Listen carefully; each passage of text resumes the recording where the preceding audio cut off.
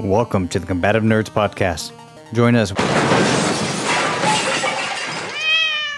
Hey guys, we don't have time for intros or traffic signals. This is a rapid fire episode. Let's get to it. Oh, and IEG. My bad. Sorry about your cat. What's up, everybody? What's going on? This is Raiderlance and IEG Gnome. This is going to be part 2 of our rapid fire. Okay, next topic. What do you collect and why? Would you like me to go first or you? You hit it first. Okay, we'll go back and forth, but I'll start. Okay. I wish this wasn't true, but I do collect screen grabs of alliance mates that I've pissed off while gaming. It brings me great joy to know I made people rage quit, question themselves, or decide that I am their life enemy because of just some snide or funny comment I've made. And I wish it wasn't true. I have, a small file on my iPad of different people who've quit. And it brings me joy, and that means I'm not a good person. You? One of the things I collect, the most obvious thing that I collect is comic books. Yep. I enjoy art and that kind of stuff. And when I was a kid, it was my dream to be a comic book artist. So not nearly as funny as the screen grabs. Well, I always wanted to be an asshole when I grew up, so hey, mission accomplished. We were on this, yeah, exactly. We were on the same path. So, what I apologize to everybody that this is audio, not video. What IEG did over the last week is first he gave himself a chronic back condition. Second, he drew a mural on the back wall behind his head of different comic book panels. And when I say he drew them, first this SOB did a mock-up on, what was it? Photoshop? Photoshop. Mocked it up, overlaid it onto his wall because there's a window in the middle of it. Then he hand drew with paint pens. I have no idea what that is. Yeah. But hand drew all of these panels and replicated it. And it looks amazing. And he did that in a matter of like 2 or 3 days. And it would have taken me 2 or 3 lifetimes to trace what he hand drew. I take it you didn't trace it. You just looked at the picture and then went at it? Yeah, I used like references from the comics, and then a couple of the panels I did just kind of off the top of my head. But I freehanded everything. I didn't trace anything. Jesus Christ. So my point is you probably could have been one had you applied yourself. So shame on you. Yeah. Here I am, a failure. No, dude, it's super impressive. It's amazing, and I'm so untalented in that respect. It's like I know I can't truly appreciate the work of art that you did because I'm incapable of it. You know what I mean? Like I don't know the part of work. I do know you screwed up your back, so you're dumb for that. Yeah, you should have done it over the course of 2 weeks as opposed to like 4 days.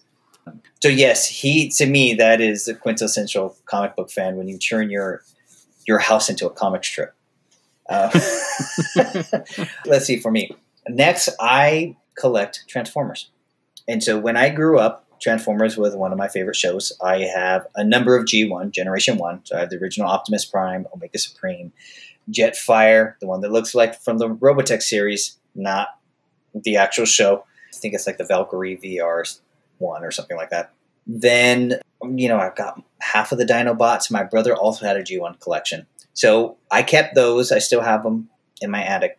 And when my son was born, they had just came out with Transformers Prime.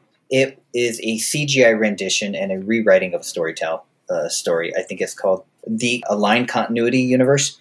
And I ended up collecting all of those because I wanted him to be a Transformer fan, and I wanted to play with him the way I played with a kid, with my brother, with Transformers. So I have the majority of their line. Pretty penny.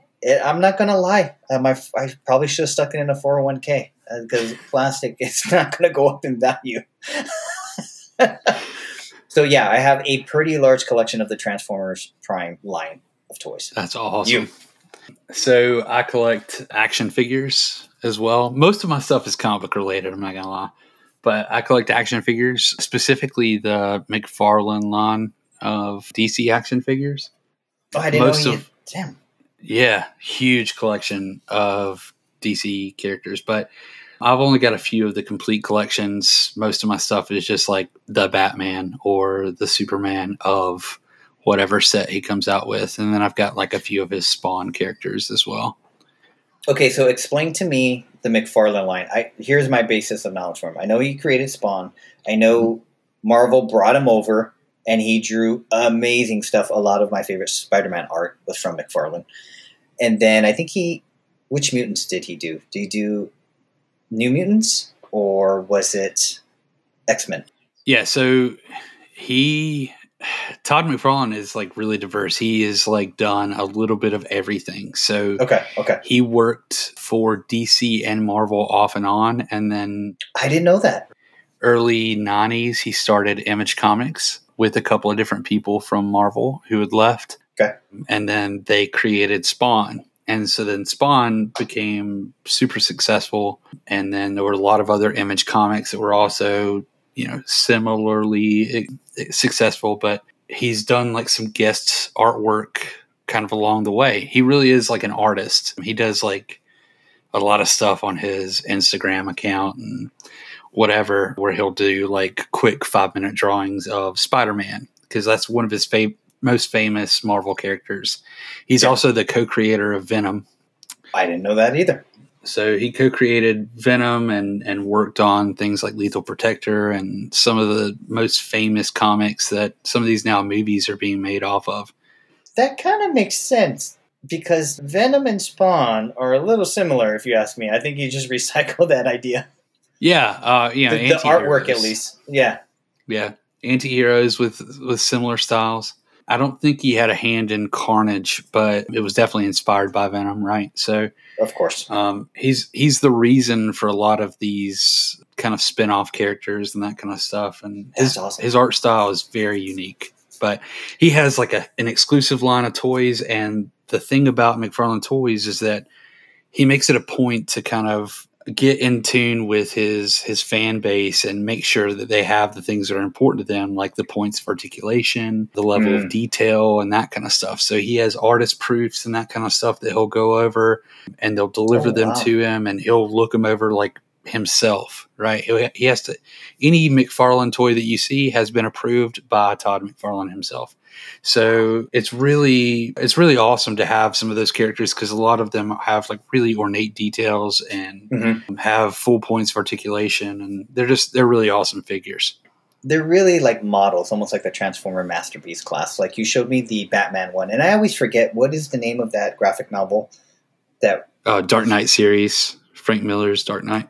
When he's older, and when you showed me the toy and the horse, I was like, it's like you pulled it out of the comic book. It looks exact. There's no like Hasbro watering down or Mattel watering down of this toy, right? It looks like the comic. It's very impressive. Yeah, it's definitely not Fisher Price toys. No. So no, that's amazing. All right, let's see. Next for me. All right, what you got? So this is a guilty pleasure. I am quite bummed. I'll be honest, it's an addiction. Worse than my Truly addiction. I collect vintage Marvel enamel pins. So if you are not a comic book fan, think of those Disney, was it D23 pins or whatever, enamel pins that all old people collect, right? But if you are a comic book fan, or if you've ever entered into a comic book store between the 80s and 2000s, you know the pins I'm talking about. There was a company named Planet Studio, and in about 1989, they got the license from Marvel and started producing these enamel pins. All right, so what do I mean by enamel? They are brass or tin close time pins that you would pin to a shirt or a collar, and they have hard enamel, sometimes lacquer paint overlay on top. So it was kind of classified as jewelry. And what they used to do is they sold a spindle and had these little boards that said Planet Studios or Marvel Universe, and they would sell them for like $8-9 in the store. And every time I would go in to collect comics, I would buy like one pin or two pins. $9 back in the 80s or 90s for a 10-year-old. It's a lot of money. So I bought a number of them. My mom made me a shadow box, and I put them in display. Always liked them. Always thought they were pretty. It might have been because when I was young, my mom used to sit me in front of the TV a lot, and QVC was on when they were selling jewelry. So I think I just like shiny stuff now.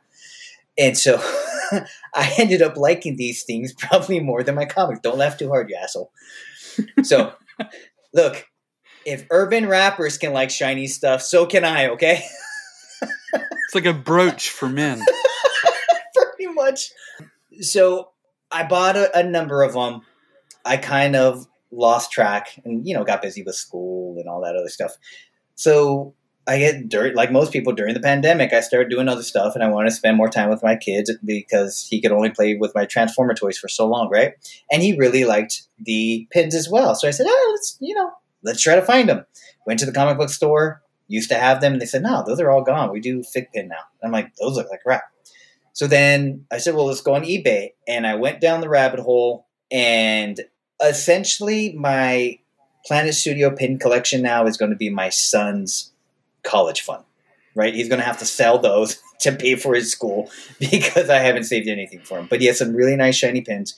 I bought this beautiful 4-sided display case with LEDs. I send IEG pictures all the time. Just got another 3 rare pins from a guy, so I'm super happy today. And my son now uses it as his nightlight. So I'm pretty happy about it. My wife enables me. IEG is not a good friend because he hasn't stopped me. So that is my new guilty pleasure. You, brother. Last one.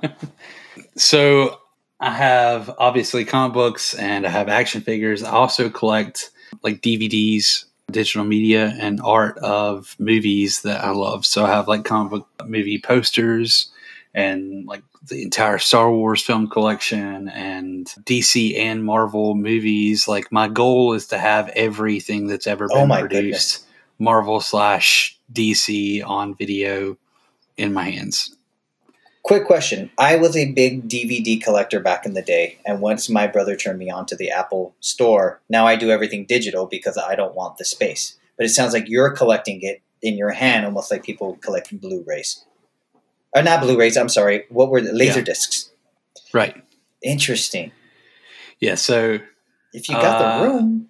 Well, it's not even about the room. It's about the feel, right? So like some people have switched completely to Kindle books, ebooks, and whatever, and that's fine. But like I prefer like actual books. I also have like a book collection. No, I understand completely.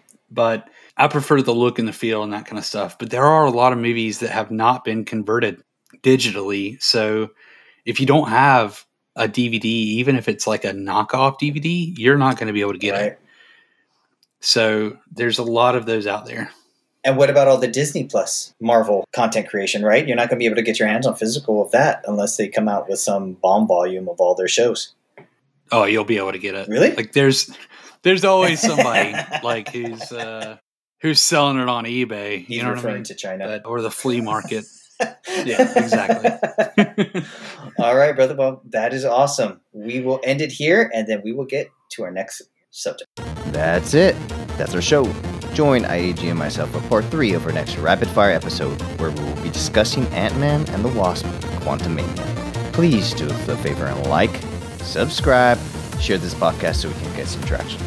Once I get around to it, check us out on our socials. Combative Nerds on Patreon, Instagram, Facebook, LinkedIn. You know the deal. Thanks for hanging out. I will see you next episode.